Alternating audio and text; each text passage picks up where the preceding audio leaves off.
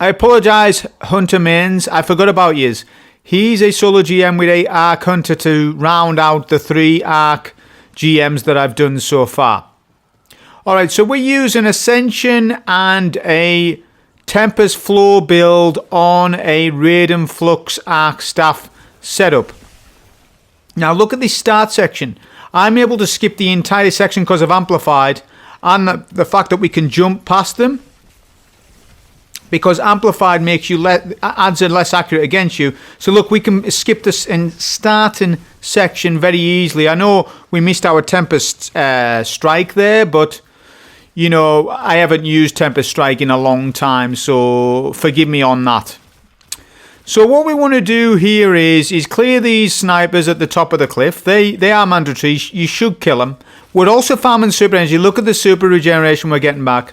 Now I've got my God Rule Vantage Point that I'm using with jolting feedback. Works perfectly on Arc builds this season. Very good. Now, are you seeing what just happened there? I am using Izanagi's Burden. I know I've just popped my super, but yeah, I'll talk about super first, then Izanagi's Burden. So look, within our super, with Raiden Flux, there is now new combinations open to us for Arc Hunter mains because you can do Ascension in your super. They fixed that. So you can pop a super, jolt the target, then use Raiden Flux, which allows you to jolt and stop unstoppable champions because it blinds. So now Arc Staff's got a big buff basically because you can use Ascension while you're in your super. Really good, not just for overloads, single target damage. Jolt adds single target damage to Raiden Flux. So it's better than what it was. So you just clear out the remaining adds. It's exactly what I'm doing with using my Ascension and my Tempest Strikes. Right, so we've got Jolt on demand with this. But let me go back to Izanagi's Burden and the clip you just saw where we melted the champ with it. So I froze the champ with my Chill Clip Linear, and if you have a bolt charge ready, if you shatter a frozen target, that is classed as an ability. That will discharge a bolt. So the combination of Izanagi's Burden with a Chill Clip Linear Fusion is very good this season. Expect a lot of people to be spamming this because Izanagi's Burden is infinite ammo this season because of Dreadful Finisher. So expect to see a lot of Izanagi's Burden. I was pleasantly surprised on how well Izanagi's Burden performed in this. The reason why I chose Izanagi's Burden because I was like, you know what, we've got Barrier Sniper and the Hydra is annoying to DPS.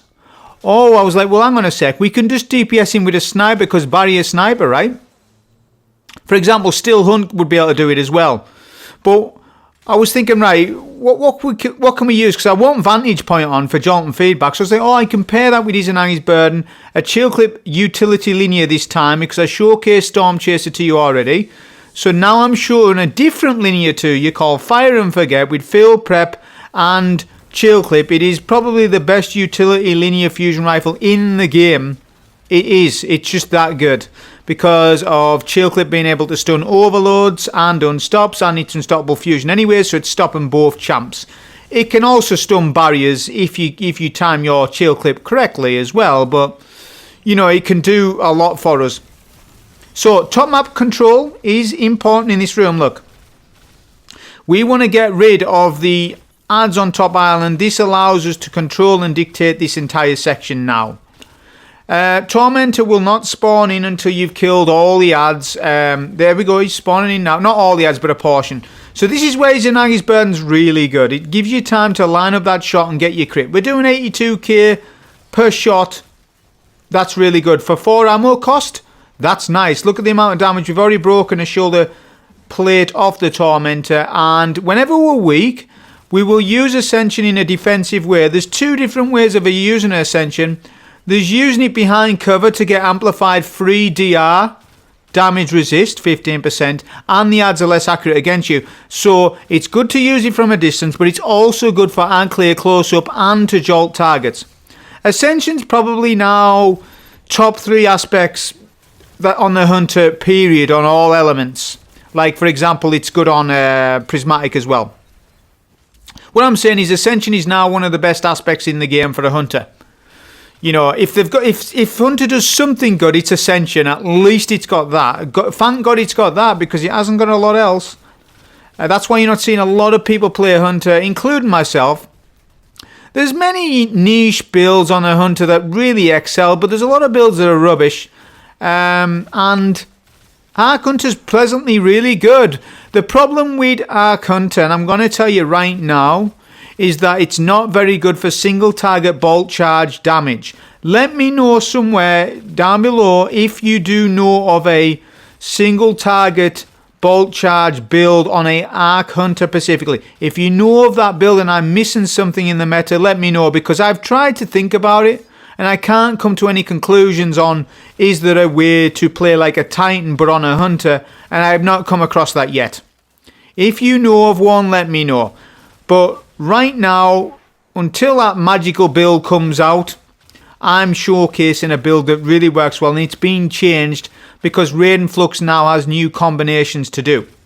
Because you can add Ascension Jolt damage now while you're in your super, which is huge. It's a very good thing. Alright, so the Tormentor was being very weird on this run. I actually lost probably 5 minutes across the run on this section because the Tormentor was just really odd. I don't know why he was so odd. I'm going to go to middle for ammo because I've only got 8 Izanagi, so I may as well fill up on ammo for phase 2 of Tormentor. So I'm max on ammo now, which is really good. So I've got 2 DPS weapons on the Tormentor, but he misbehaved for me very much so on this run. Again, that's down to me not being able to do much bolt charge damage to him like the Warlock can do and like the Titan can do. You can really melt this boss quickly on a Titan. I'm talking 2 minutes. You melt him in 2 minutes, whereas on the Hunter it took me an additional 5-6 minutes just because he's messing around.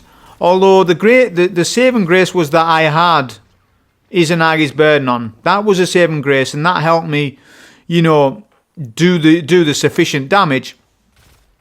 But yeah, we literally cleared out everything as well, which is not efficient. You are meant to skip the second champ. The way to do this is to melt the Tormentor down to a 3rd HP, but I didn't have enough damage in my kit to do that quickly enough, like I did on the Titan and Warlock, because for example my Raiden Flux Super is useless against him, so my only offensive options are my my linear and my sniper, right? But not much bolt charges is going on with it. Although I could have frozen him a bit more, but he was just really awkward in this run. But yeah, that was my only main complaint about the run. After the Tormentor, everything's really smooth. Everything plays as you would expect it. It's a very good setup. You'll get this done. Even if you're 2025 in power, you would do this. On this loadout, it's safe as houses. The reason being is because you're going to get super armor resistance while you are in a Roman super. Arc Staff, you get it 3 times quicker than Gavern Storm. I know you're going to immediately say Gavern Storm would have been better, and I would tell you no, it wouldn't. Because you're not going to get it nowhere near as frequent. And it does make sense to have a Gavern Storm. That would speed up the Tormentor, yeah. It would speed up the Tormentor. But other than that, everything else would be detrimental to the run. Your ad clear would be far less. Your plan B options would be far less. Especially if you're 2025. A lot of people complain they're not high enough for this GM. Well, that proves more to my point that you need to use a Roman Super even more. The odds of you dying if you use Gavern Storm on a 2025 power level on a solo GM are very high. You are more likely to die. If you have Arc Staff Raiden Flux on and you're in your 2025, you're far less likely to die. There's more of a plan B option for you, oh, we're going to die, let's pop a super panic button. But your panic button can then result in damage.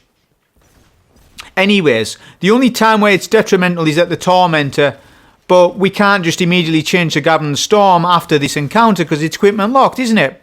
So you've got to commit to a super at some point, and like I said to you, I did a Gavern Storm run before this and it was nowhere near as good as this one. So that's all the information you really need to know. You don't really need to do Raiju's Harness. You don't need to do anything like that. What I will say is if you really do want to commit to Gavern Storm, then you need to use Fortracer then. And you need to use an Arc Heavy. Maybe use Storm Chaser or Queenbreaker with Fortracer. That will go hard. Fortracer is very good if you match a heavy weapon to your elemental super. So when I do Gavern Storm stuff, I go for more of a single target DPS situation.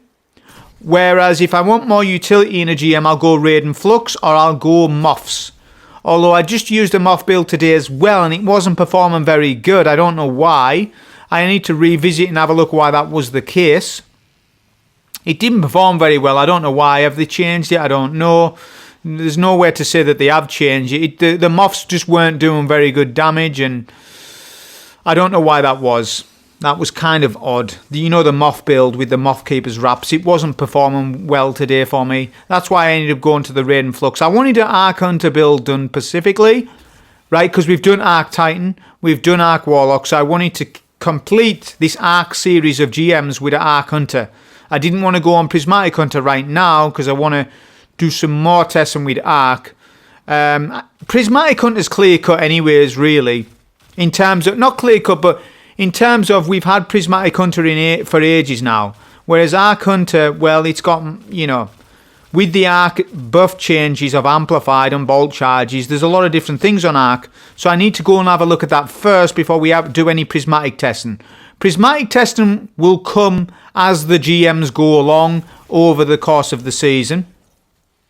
Look, here we go. So see, when you get a shatter, the idea of this build or these weapon choices is to get the stun with Fire and Forget.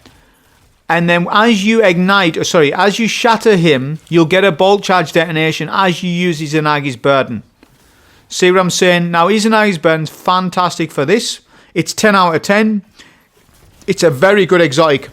I don't think it's quite as good as Le Monarque as an exotic choice. I think I still would have been better, even though I'm on an Arc Hunter. I think I still would have been better using Le Monarque, but I've already used Le Monarque twice, and I think it would be trolley of me to use it again. Right, I'm using a super here, and I'm going to try and do some optimizations. Now, I know I'm weak, but I've got super armor. That's why I'm so confident. Look, I'm still not dying. Do you see all this damage I'm taking? I'm still not dead. But what my idea there was to use a super and get to this vantage point.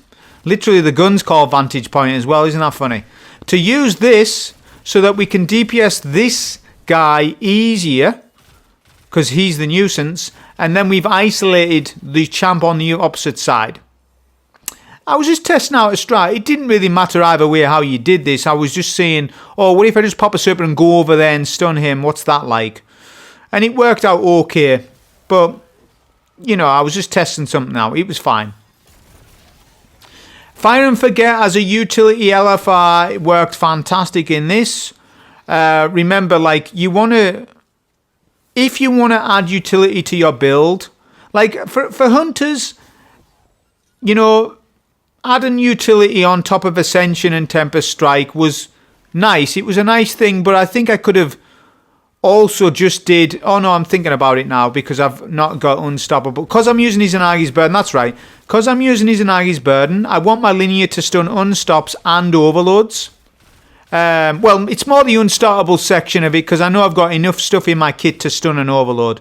But I was just wanting a linear that would freeze champs is specifically what I'm saying. Which they would stop them anyways, but I'm just saying I wanted that extra added utility because the bolt charges work very well with Chiclip. That is exactly why I use Fire and Forget in this run. Depending on the build, I may oscillate between Storm Chaser and Fire and Forget because the adaptive frame linears seem to be far better than precision frame linears, at least in GM content. That is what I've discovered so far.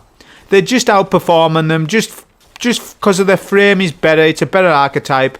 Particle reconstruction stacks faster on a adaptive burst, free round burst linear than a precision one. Precision frame linears are not doing as much damage on the short term basis because it takes longer to ramp up particle reconstruction. There's ways and means around that. You can use a legendary fusion to get quicker particle reconstruction stacks. That is true also. So there's a band-aid for what I've just said, but despite that, I still want to use it. I still find myself wanting to use a burst, rapid fire burst frame fusion, linear fusion to be precise. All right, so Now that we've done that section, you're just taking out the blights. The quicker you take out the blights, all ads will despawn. Pick up the relic that stays up. Then shoot that taken stuff, whatever it's called. The checkpoint will be bugged out, so people have said, if you try and do the skimmer skip. So don't do it, just in case the checkpoint does bug out. Because if it does bug out, you might need to reset your run, and I don't fancy doing that at 15 minutes and 27 seconds. So I'll just take the route. The skip is only going to save 30 seconds anyways. Somebody said it does work, somebody said it doesn't. When somebody says it does and somebody says it doesn't, I'm just going to go with the guy that says it doesn't. Unless he's trolling me. You know, I can't bother. To be honest with you, I'll test on the next run if the skimmer strat actually does not bug out for myself. So then I have peace of mind. Because, you know, you're getting conflicting information off people. Right, Vantage Point has Jordan feedback, remember, so you can stun all Overload champions. I had a bit of issues here. I should have just taken out the Vex Hobgoblin to my left. I figured that the tether would go away after so long, and generally they do, but it wasn't. He was persistent, so I was like, oh, get rid of him. Just goes to show how well Vantage Point was performing in this, though. So, yeah, we use a bit of Izanagi's. Izanagi's is fantastic in this, honestly. It really is good. Especially at the final boss, you'll see how good it performs at the final boss in terms of Hydra boss damage because of Barrier Sniper. It means you can shoot through his barrier. Yeah, because of barrier rounds. That's exactly what my initial idea was. That is why I wanted to run Izanagi's. Is exactly for that. Still Hunt will do the same thing. So imagine a Golden Gun run with Still Hunt. I know it's got nerfs, but it's still good. I'm just saying, imagine a Nighthawk run with Still Hunt, you know, in under the same way of DPS and the boss. You'll be able to do it, but it's not Solar Surge, it's Arc and Void, so there's always that to consider. The lower your power level, the more important it is to match a Surge. So I still recommend, you know, if you're on a Hunter, it's either Void Hunter or Arc. You know, Prismatic's also really good as well, but having some Arc and Void in your kit, whether it's weapon or build, is probably highly recommended because of the Surge. You need all the Surges you can get when you are underleveled. I'm not underleveled as much as you lot are, but a lot of you are. You're in the late 2020s, 2025, 2028 range, and a lot of you are saying, oh, I'm getting one shot. You are going to get hit a lot harder. You need to play way more passive. I should know this because I've done minus 40 Delta GMs. I actually have the world first minus 40 Delta GM on console. I have that record. So I should know what I'm talking about with this. As in, so let me just quickly, so that I'm not talking rubbish to you. When GMs first had the ability to do a minus 40 Delta, which was not always the case, but when that was made applicable, I was within the top 10 players in the world to achieve that. And out of the top 10 player list, I was the only console player, I believe, for one of the first people to do a minus 40 Delta GM, which was completely brand new. I don't know how many years ago that was now. Was it 2 years, 18 months, whatever it was. So what I'm saying is I know a lot about this topic about being underleveled in GMs. So before you think about, oh, well, I'm a high level, I don't really know about it. Well, yeah, I do. I've played GMs. I've actually played GMs at minus 80 Delta, etc., etc. I've tried minus 99 GM Deltas. Because we'll have to see if that's possible now. I don't know if they fixed that or not. That was possible last season, wasn't it? Because SO did it. I found out that you could do it. I told everybody, I offered the challenge up to everybody. Right, who's the first to go and do this? Because I'm washing my hair. SO stood up for the challenge and done the minus 99 Delta GM. If you know, you know. If you don't, well, you maybe weren't around then, I guess. But that was not long ago. So I'm just giving you extra tips about being underleveled. About if you are 2025, the world isn't against you. You can definitely still do it, but you need to play far more passive than what you generally would. That's just a downside to leveling of D2. What I would suggest, if it's that much of a problem to you, maybe stop doing the solo GMs, go and do it in an LFG group. And if that's much of a problem to you, go and level up 2 or 3 levels more so that you're a little bit more useful in your solo GM. I've told everybody, look, Where GMs get easier is at 2030 power. That's where you can get away with a lot more than what you would at 2025. It makes a huge difference. Take it from me.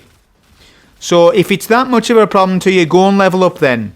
It doesn't take that much. It doesn't take that long. Seasonal triumphs give huge amounts of XP. You can get up an artifact level in a day. You can earn 1-2 million XP in a day. No problem at all nowadays. Just do the Pathfinder. Just do Pathfinder XP stuff. Very easy to do. Just keep resetting your Pathfinder over and over. That's an easy way to farm XP. There are other methods. I'm just giving you the methods of how you lower levels can get up to 2030 and then start doing this stuff. Okay, so we're just dealing with these two overloads. This section's really easy. You saw I use a Roman super to skip the bridge.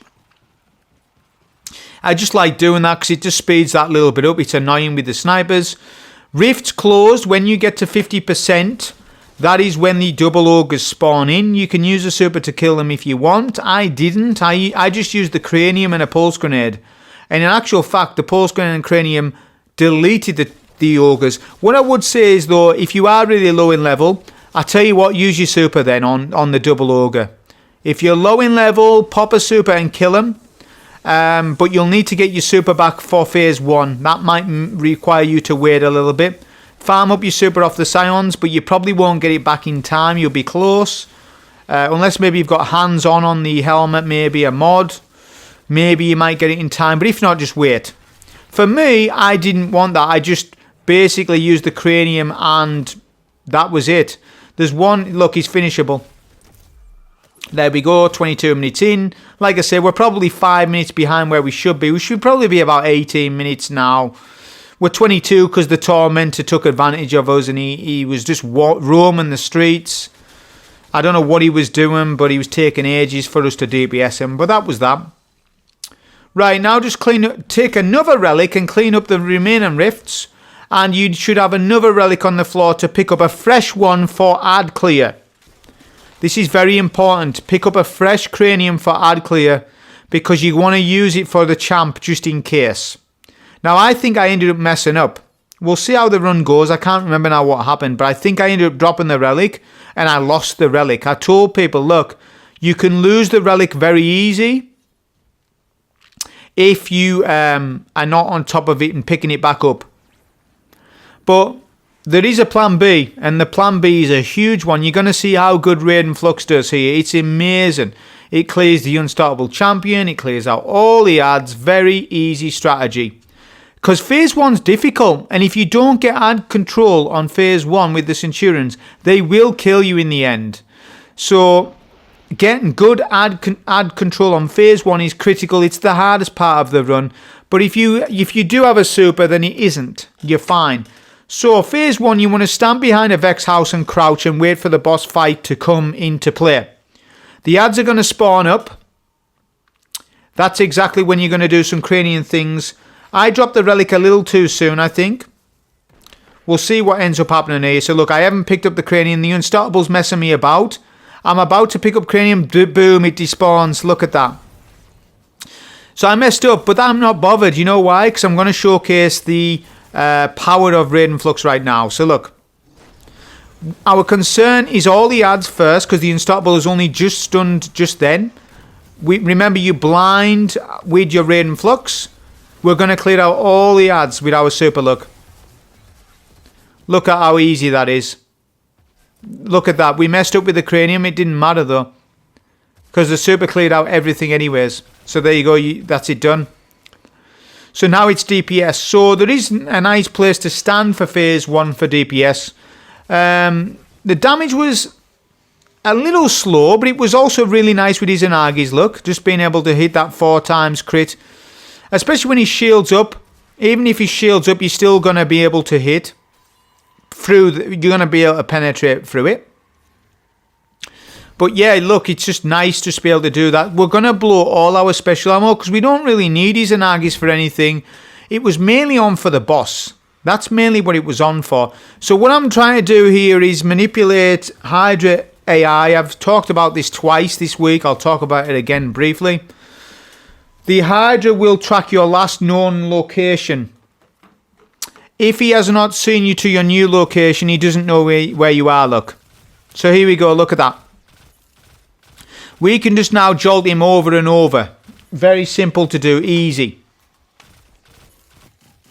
For editing purposes, I'm going to speed up the footage because it's literally just us DPSing him at this location. And if we don't, we'll use Izanagi. We'll use a super. The super wasn't... It's not the best on him, and the reason being is because he's a floating target. Raiden Flux's weakness, Arcstaff's weakness is aerial targets. He has a bad time tracking them. So if there's one weakness about Raiden Flux is that it's not good on Tormentors and it's not good on the final boss. But it's S+ for everything else. Because look, I'm going to use it to test it. I'm going to use my super to test on him now. See, that's where Chaos Reach wins. Because it's doing everything for us from a range. So yeah, look, I wasn't having the best of times. I was just using the heavy slam. And he was actually hitting me really hard there for some reason. I don't know why. I guess I was already weak as I approached him. So yeah, look, we'll just keep DPSing him with Izanagi's. Look, it's really nice. It's really comfortable, non-stressful. Like with a linear, it's more stressful because you need to wait for the shield to go around his body to DPS him. Do you see what I'm saying? This is where the Hunter loses points for single target bulk damage, where that's where the Titan wins S+ compared to the Hunter. But that's fine. Look, we're still doing damage, you know. The goal of a GM is never to really think about DPS. It's always the ad clear and control of a room. And Raiden Flux controls the room perfectly anyways. So it doesn't really lose points too much. I may be overstating on my damage against this boss. It's not too bad. Look, we can manipulate Izanagi's. Is really good. I'm going to save some heavy because we've got some unstoppables to kill. I don't want to blow all of my heavy. I don't mind blowing my special, but I don't want to blow all my heavy. Okay, boss is nearly done. Now we're on phase 2. We've got a super to blow, so I'm going to use it. I may as well. There's no need to use it on anything else, so we'll just use it on the Minotaurs, speed it up. Minotaurs will spawn in, which that's what we're just going to use a super for. So you could probably kill all, because it lasts that long, Raiden Flux. You could probably kill all the Minotaurs and all the Vex in that time, but I opted just to clear 2 Minotaurs and all the Thrall in mid because they're annoying. They twitch, they're annoying when you're trying to kill them. Although it's not too bad with a Hunter, by the way. Ascension plus Tempest Strike makes short work of Thrall. It kills them very good because that's the thing about Hunter is it's very strong on Jolt for ad clear, but not for single target damage. So that's where its niche is a little bit better maybe than a Titan, is that it applies Jolt quicker than any other class. On a short-term basis is what I'm on about. And that's exactly where Ascension's its strength. So if there's anything that Arc Hunter has over the Warlock and the Titan is the Ascension spam. At the very least it has that. Because I'm going to tell you something, if it did not have Ascension spam, Arc Hunter would be in trouble. It wouldn't be that good. It wouldn't be that usable. But because of those... Because Ascension spam jolts, Tempest Strike jolts, and you can do a bit of ability chain killing, it at least has that at the very minimum. Alright, so now you're going to just melt all of the Taken Blights with the Cranium, and you're going to leave one up, because we're going to do some ad manipulation on this next phase, like I did on the Warlock and Titan. We're repeating the exact same thing as what we just did. So we need to clear out the Thrall first. Before we do anything, clear out all the Thrall. Do not pick up any unused craniums. You need to save them for phase 2 DPS. It's very critical that you do this. Especially the fact that we can't get good damage on a Hunter with our super on the boss.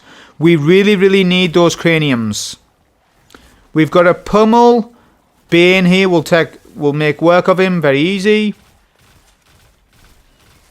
There we go. Get rid of the Thrall. Be on 89% Blight destroyed, and then we're going to do our setup. So we need to pick up our second cranium once all of the ads are clear, which they nearly are now. Which that's exactly what I'm doing.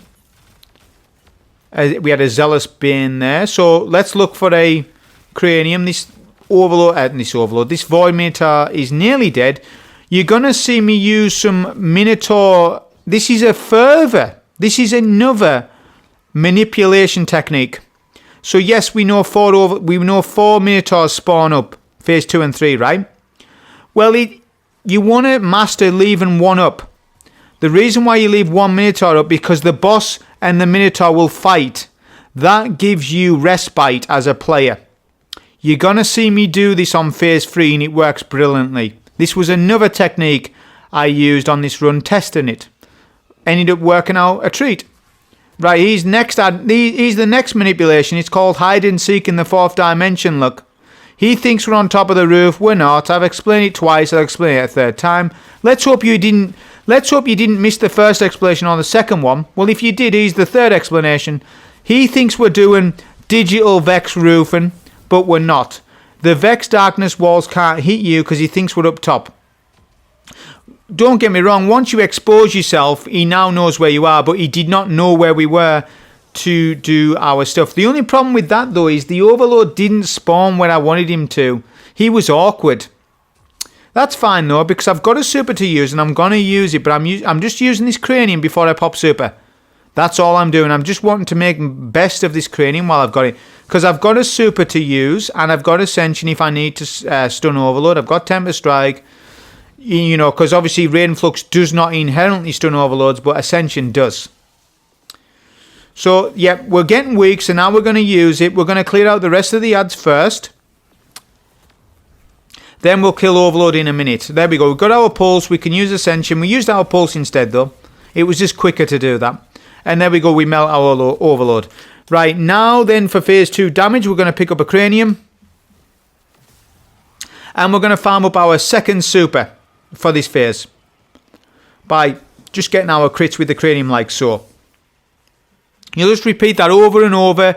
Keep rotating the map and just keep skipping the void orbs. You don't need to shoot the void orbs, but just be careful of them, because that's why I've got void resist on, by the way. Have at least void resist and concussive dampener on, people, because if you don't have that on, that's where the void blights are going to kill you. So I feel as though there's a combination of 2 things happening this week for people while they're dying. Number 1, you're not using the right resistances, and number 2, you're low in level and you're playing too aggressive.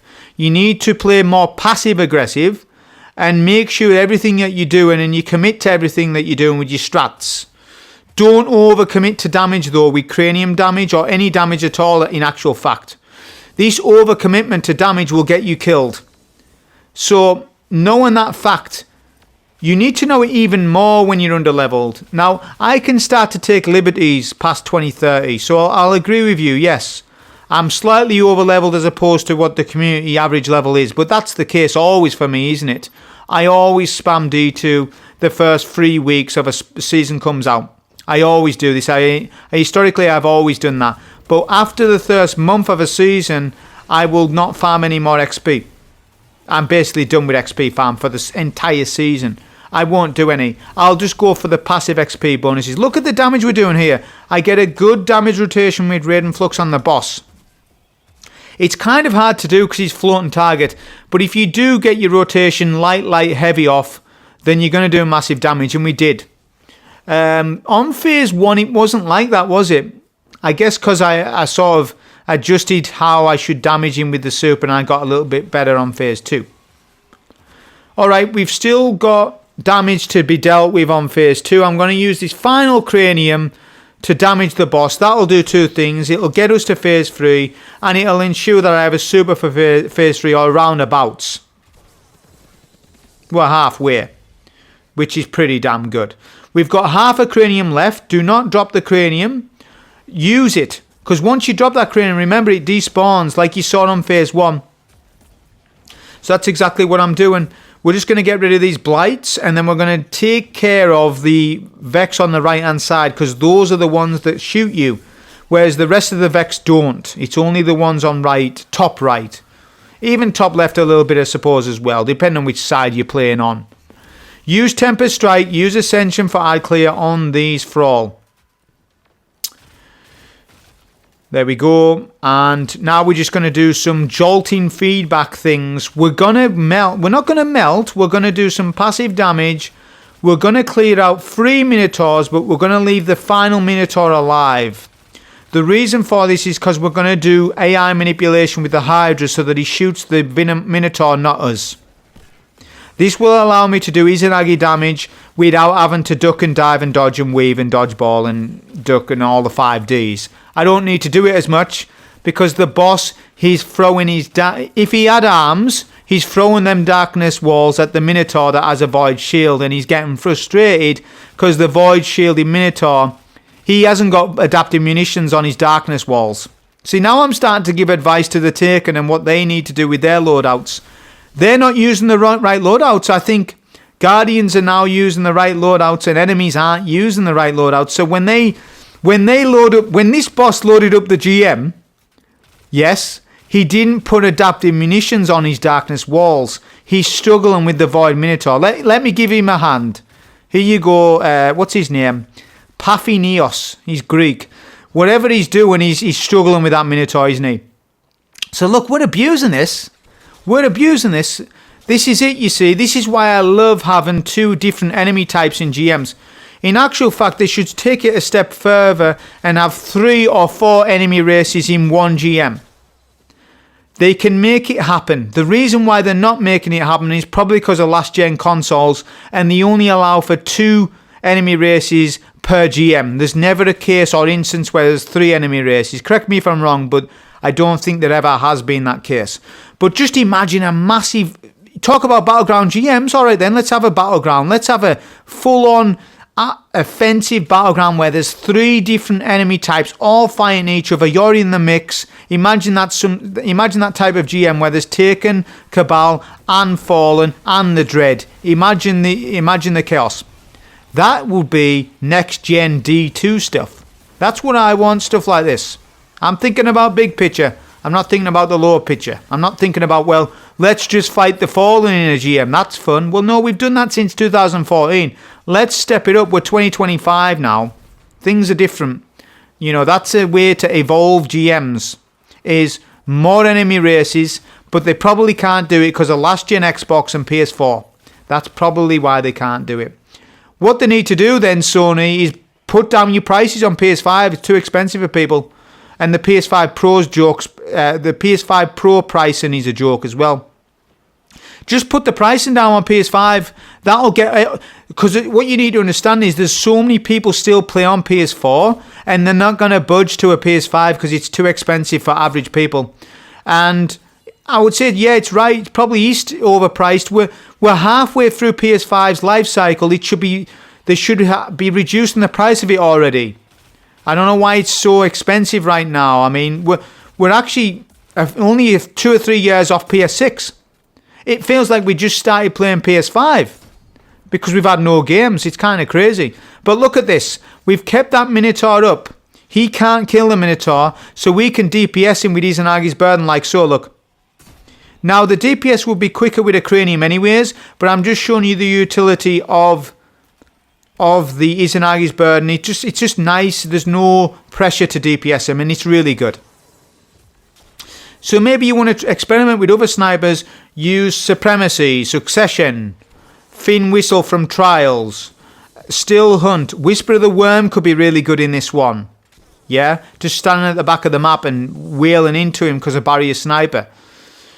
So yeah, experiment with your snipers if you want. Like I say, I've already given advices on snipers in the past on what... There's not many that you should use, but the ones that you can use are really good. So yeah, look, we're at the end of damage. You know, the run's about to be finished. We're just showcasing Izanagi's as much as possible. Like I say, this run's a little bit longer than the other 2 classes. Mainly, it wasn't the build's fault. Although maybe it was a little bit. Single target damage for bolt charges is not very good on Arc Hunter. Like I say, if somebody down below can tell us a fix for that, or some sort of unique build that none of us know about, maybe there's something I'm missing. But yeah, that was a solo GM on this, on a Arc Hunter. Hope you enjoy. Thank you.